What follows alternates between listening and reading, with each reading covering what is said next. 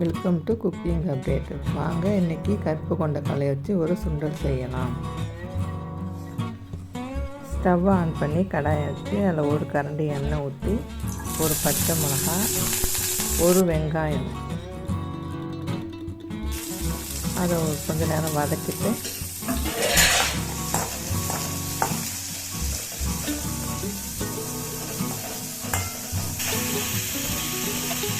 ஒரு தக்காளி போட்டு அதை கொஞ்சம் நேரம் வதக்கணும்.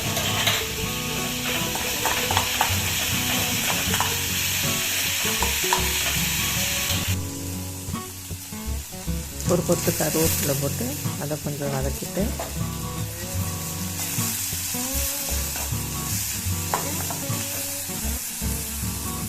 ஒரு அரை டீஸ்பூன் மஞ்சள்தூள், அரை டீஸ்பூன் மிளகாய்த்தூள், 2 டீஸ்பூன் சன்னா மசாலா,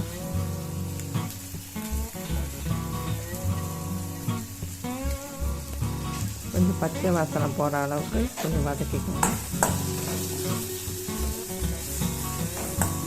நான் நைட்டே கடலையை ஊற வச்சு காலையில் உப்பு போட்டு வேக வச்சுருக்கேன். அதை இப்போ அதோடு ஊற்றிக்கலாம். சேர்த்து கொஞ்சம் நேரம் மிக்ஸ் பண்ணிவிட்டு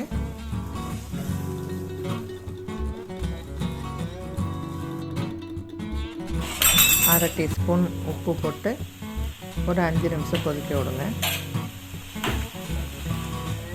இப்போது ஒரு பவுலில் 2 டீஸ்பூன் அரிசி மாவு போட்டு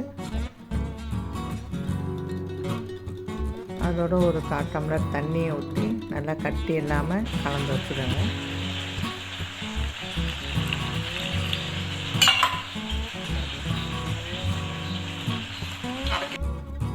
இந்த அளவு கட்டி இல்லாமல் நல்லா கரைச்சி வச்சுக்கிட்டு இப்போ கலந்து வச்சுருக்கிற அரிசி மாவை இதோட ஊற்றி கொஞ்சமாக தண்ணியை ஊற்றி நல்லா மிக்ஸ் பண்ணிவிட்டு அரிசி மாவும் கடலையும் நல்லா சேர்ந்து வர அளவுக்கு நல்லா கொதிக்க விடுங்க.